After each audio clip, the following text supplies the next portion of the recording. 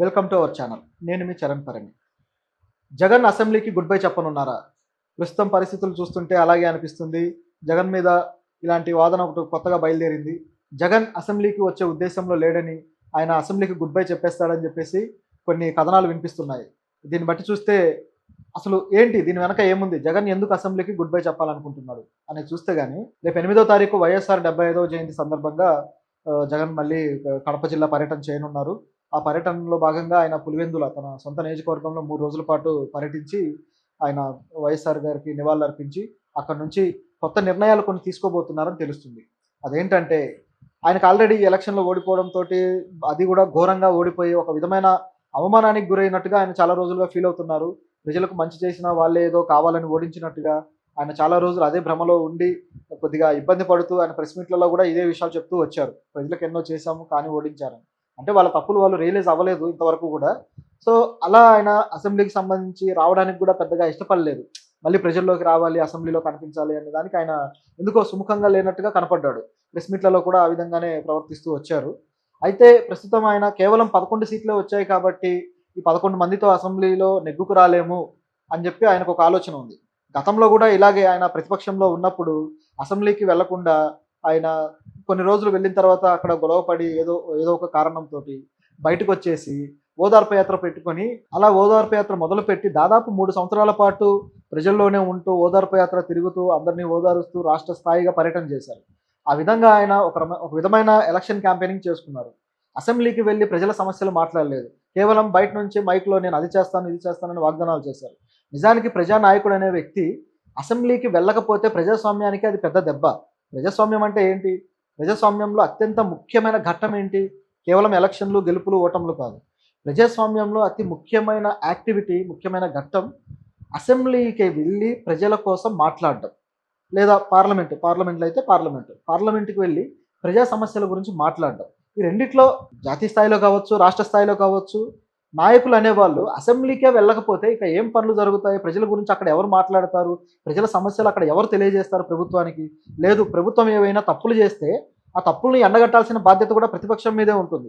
ప్రతిపక్షం తప్పులు ఎండగట్టకపోతే ప్రభుత్వాలు, ఈ రాష్ట్రంలో ఎవరైతే అధికారంలో ఉంటారో వాళ్ళు నియంతృత్వంలోకి జారుకునే అవకాశం ఉంది.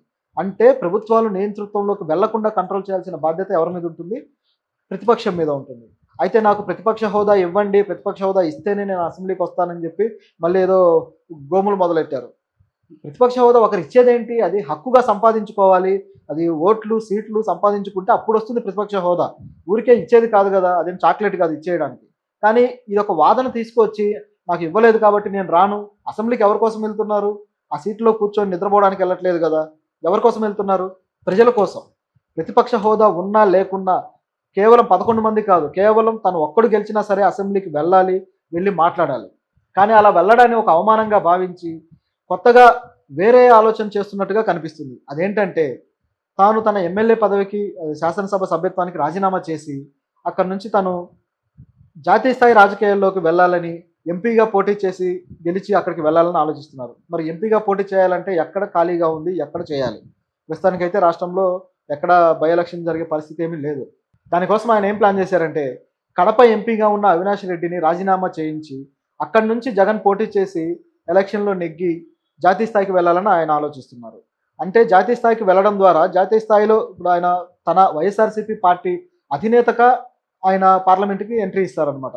సో ఆ విధంగా ఆల్రెడీ పార్లమెంట్లో ప్రతిపక్షము అలాగే అధికార పక్షము రెండు కూడా బలంగా ఉన్నాయి ఈసారి.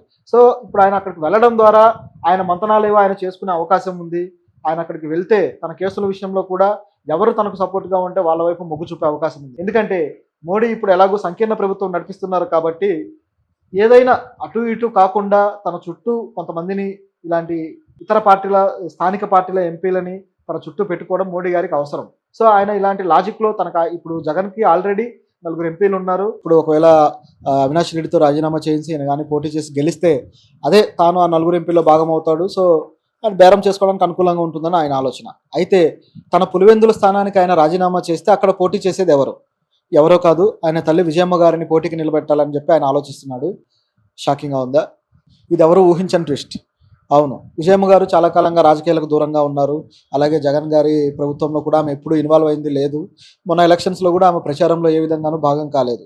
దాంతోటి అందరూ జగన్‌ని ఆమె వ్యతిరేకిస్తున్నారు. కుటుంబం అంతా డిస్ప్యూట్స్ వచ్చి విడిగా ఉంటున్నారు. ఆమె షర్మిల గారికే మద్దతుతో ఉన్నారు అంటూ రకరకాల విషయాలు సోషల్ మీడియాలో గాని, బయట గాని వైరల్ అవుతూ వచ్చాయి. ఇప్పుడు సడెన్‌గా ఆమె తెర మీదకొచ్చారు. ఆమెని జగన్ తన పార్టీ తరపు నుంచి తన పులివెందుల సీట్‌లో నిలబెట్టి, గెలిపించి అసెంబ్లీకి పంపించాలని ఆలోచిస్తున్నారు. అంటే తాను అసెంబ్లీకి వెళ్ళకుండా తాను అవమానంగా భావించిన చోట ఆమెని విజయమ్మ గారిని పంపించి, ఆమె ఆధ్వర్యంలో తన పార్టీని ఏపీలో నిలబెట్టాలనేది ఆయన ఆలోచన. ఇంతకుముందు కూడా గతంలో ఉమ్మడి ఆంధ్రప్రదేశ్‌లో ఆమె పోటీ చేసి అసెంబ్లీకి గెలవడం జరిగింది. అయితే తర్వాత ఆమె రాజకీయాలకు దూరంగా ఉన్నారు. మొదటిసారి ఆమె జగన్ ప్రతిపక్షంలో ఉన్నప్పుడు కూడా ఆమె పార్టీ నిలబెట్టడానికి ప్రచారానికి రావడం, ఆమె రకరకాల బాధ్యతలు చేపట్టి ఆమె కష్టపడ్డారు. అలాగే ఇప్పుడు కూడా జగన్ లోలో ఉన్నప్పుడు, ఇప్పుడు ప్రతిపక్షంలో ఉన్నారు. ఎంతో ఇబ్బందులు ఎదుర్కొంటుంది పార్టీ. ఇలాంటి ఒడిదుడుకుల్లో ఆమెను పిలిస్తే కాదనే అవకాశం కూడా లేదు. ఆమె రావచ్చు. మళ్ళీ తన కొడుకు కోసం పార్టీలో భాగస్వామ్యం తీసుకొని ఆమె మళ్ళీ ఎలక్షన్‌లో నిలబడి గెలిచే అవకాశం కూడా లేకపోలేదు. అయితే ఆమెని మాత్రం తీసుకురావాలని ఎందుకు ఆలోచిస్తున్నట్లు? ఇక్కడ ఒక లాజిక్ ఉంది. అదేంటంటే ఆమెను తీసుకొని రావడం ద్వారా అసెంబ్లీకి ఆమెను పంపిస్తే అధికార పక్షం విమర్శించడానికి కానీ లేదా కార్నర్ చేయడానికి కానీ స్కోప్ ఉండదు. ఎందుకంటే ఒక మహిళ పైగా ప్రభుత్వంలో భాగం కాకుండా, గత ప్రభుత్వంలో భాగం కాకుండా ఉన్న మహిళ ఇప్పుడు వచ్చి పార్టీకి నాయకత్వం వహిస్తూ ఆమె ఆధ్వర్యంలో ఆ 11 మంది ఎమ్మెల్యేలు పనిచేస్తూ ఉంటే ఇప్పుడు ఆమెను క్వశ్చన్ చేయడానికి కానీ లేదా గత ప్రభుత్వం చేసిన తప్పులని, పొరపాట్లని, స్కాములు కావచ్చు ఏదైనా సరే దాన్ని క్వశ్చన్ చేయడానికి అక్కడ అవకాశమే తక్కువ. వాళ్ళు క్వశ్చన్ చేసినా ఆమె ఏమని ఆన్సర్ ఇవ్వాలి? అవకాశం ఏం లేదు. లేదంటే ఇంక ఎవరైతే మిగతా ఎమ్మెల్యేలు ఉన్నారో వాళ్ళని క్వశ్చన్ చేయొచ్చు కానీ, అసలైన నాయకుడే లేనప్పుడు ఇక అసెంబ్లీలో క్వశ్చన్‌లు గానీ, సమాధానాలు గానీ ఏముంటాయి? అంతా చప్పబడిపోతుంది. ఆమెను కొద్దో గొప్పో గౌరవంతో చూడాల్సిన పరిస్థితి అసెంబ్లీలో ఉంటుందన్నమాట. గతంలో అసెంబ్లీలో ఎలాంటి వాదోపవాదాలు జరిగేవి, ఈ ప్రతిపక్షాలు, అధికార పక్షాలు ఎలా దుమ్మెత్తి పోసుకునేవాళ్ళు అన్నీ చూసాం. అదంతా కూడా వైఎస్ఆర్‌సీపీ గవర్నమెంట్‌లో జరిగిన పరిస్థితే. దాంతోటి చంద్రబాబు కూడా అసెంబ్లీకి కొంత విరామం ఇవ్వడం ఇవన్నీ గమనించాం. ఇప్పుడు అలా ఉండకపోవచ్చు. ఎందుకంటే ఎంత ఎక్కువ మంది ఎమ్మెల్యేలు ప్రభుత్వానికి ఉన్నా సరే, ఒక మహిళ ప్రతిపక్ష పార్టీ ప్లేస్‌లో ఉండి, ఆమె ఆధ్వర్యంలో ప్రతిపక్షం నడుస్తున్నప్పుడు ఎంతో కొంత సంయమనం పాటించక తప్పదు. ఈ ఆలోచన చేసి జగన్ ఇలా ప్లాన్ చేశారనిపిస్తుంది. ఆయన ప్లాన్ అయితే చాలా బాగుంది. కానీ అది ఎంతవరకు వర్కౌట్ అవుతుంది? ఇప్పుడు జగన్ ఆయన రాజీనామా చేసి ఎంపీగా పోటీ చేస్తే ఆయన గెలుస్తాడా? లేదా? అనేది కూడా ఒక క్వెషన్ ఉంది. ఎందుకంటే ఆయన ఎప్పుడైతే ఆయన దిగిపోయాడో, ఆయన దిగిపోయిన తర్వాతే ఈ వైసీపీ అక్రమాలు కావచ్చు, వైసీపీ నాయకులు చేసిన క్రైమ్స్ కావచ్చు, లేదా వాళ్ళ మీద ఉన్న కేసులు కావచ్చు, అన్నీ కూడా తిరగదోడారు. సో ఎక్కడెక్కడ పెండింగ్లు ఉన్నాయో అవన్నీ కూడా ఒక్కొక్కటి బయటకు వస్తూ ఉన్నాయి. దాంతోటి ఏం చేశారు అనేది ప్రజలకు అర్థమవుతుంది. ప్రజలు కూడా గత ప్రభుత్వంలో, వైసీపీ ప్రభుత్వంలో జరిగిన ఈ చాలా విషయాలను పట్టించుకోలేదు. కానీ ఇప్పుడు అవి కేసుల రూపంలో లేదా అవి స్కామ్స్ రూపంలో బయటకు వస్తుండేసరికి ప్రజలు కూడా అమాయకులేం కాదు కదా, వాళ్ళు ఆలోచిస్తారు. ఎలాంటి నాయకుడిని మనం ఎన్నుకున్నాం అనుకుంటారు. సో ఈ విషయంలో ఆయనకి దెబ్బ పడే అవకాశం ఉంది. అలాగే విజయమ్మ గెలుపు కూడా అంత సులభంగా ఏమీ రాదు. కాకపోతే ఓకే, అక్కడ ఆయన బలమైన నియోజకవర్గం, వాళ్ళ సొంత నియోజకవర్గం కాబట్టి కొంతవరకు ఆ గెలుపు అవకాశాలు ఉండొచ్చు. దాన్ని కొట్టిపారేయలేం. మరి ఎంతవరకు ఇది తీసుకెళ్తారో చూడాలి. అయితే విజయమ్మని అసెంబ్లీకి పంపించడం ద్వారా జగన్ చేయదలుచుకున్నది ఏంటంటే, అసెంబ్లీలో ఇప్పుడు స్పీకర్ విషయంలో జగన్ చాలా అసంతృప్తితో ఉన్నారు. స్పీకర్ ఎవరో అందరికీ తెలిసిందే, అయ్యన్న పాత్రుడు. ఈయన జగన్ని చచ్చే వరకు కొట్టాలి అంటూ వ్యాఖ్యలు చేసి చాలా దుమారం రేపారు. అలాంటి దుమారం రేపిన టైంలో ఇప్పుడు జగన్ ఎలాగైనా సరే ఆయన స్పీకర్గా ఆయన ముందు ఒక ప్రతిపక్ష హోదా కూడా లేని నాయకుడిగా నిలబడడానికి చాలా అవమానంగా ఫీల్ అయ్యారు. సో ఈ అవమానాన్ని తప్పించుకోవడం కోసమే ఈ విధంగా విజయమ్మని తీసుకురావాలని ఆలోచన చేస్తున్నారు. దాంతోపాటు కుటుంబాన్ని కూడా యునైట్ చేసిన భావన ఉంటుంది అనేది ఆయన ఉద్దేశం. ఎందుకంటే కుటుంబం మీద ఇప్పటిదాకా వచ్చిన ఆరోపణలు కావచ్చు, లేదా ఇప్పటిదాకా వచ్చిన వాద వివాదాలు కావచ్చు, ఇవన్నీ సమసిపోయి కుటుంబం అంతా ఒక చోటకు చేరింది అనే ఫీలింగ్ ఆయన క్రియేట్ చేయాలనుకున్నారు. సో అందుకోసం ఈ నిర్ణయం తీసుకొని ఉండొచ్చు.